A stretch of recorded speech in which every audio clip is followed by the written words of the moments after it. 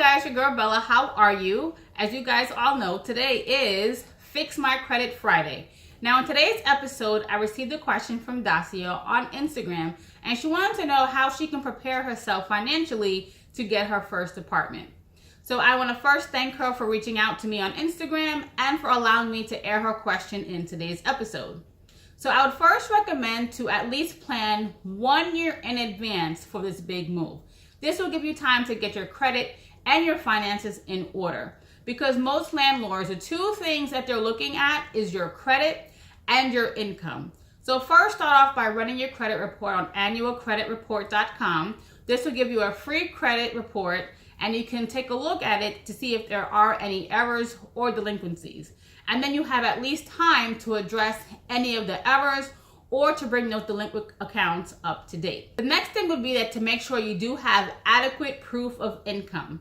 Now, most landlords will be looking for either a W-2, a tax return, or pay stubs to prove your income to make sure that you can actually afford the apartment. Now, if you fall into the category of having a non-conventional or non-traditional job, I do find that some landlords are willing to accept at least 1 year of bank statements to show your income and the deposits, but I would highly recommend reaching out to those landlords directly to make sure what they would be willing to accept if you fall into the non-traditional or non-conventional workforce. Now, the last step would be to do your research. I would first suggest by starting off by looking at your budget.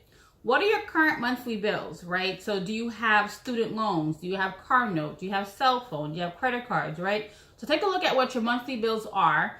And your next step would be to look at what will your monthly bills be once you get your own place. Will you have utilities? Will you have to pay for parking?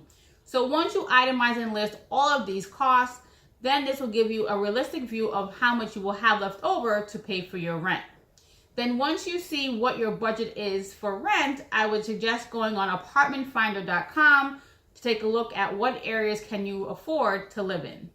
And then if this is going to require you to move from one city to another, take a look at, will this increase or impact your monthly budget? Will you now have to pay tolls? Will you have to pay parking? Will you have to spend more money in gas getting from point A to point B as far as work, school, etc.? And if this is going to impact your budget, revisit that to then see how this will impact what you can afford in your monthly rent. Now, once you have your targeted area of where you want to live, start reaching out to the landlords in the area to find out what requirements they have to move in. Most landlords will of course, want a security deposit. On average, they will need 1 to 2 months of your rent plus your first month's rent to move in.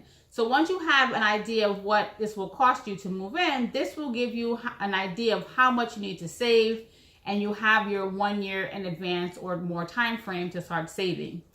Now, as you're saving your money, I would highly, highly, highly recommend opening a high yield savings account.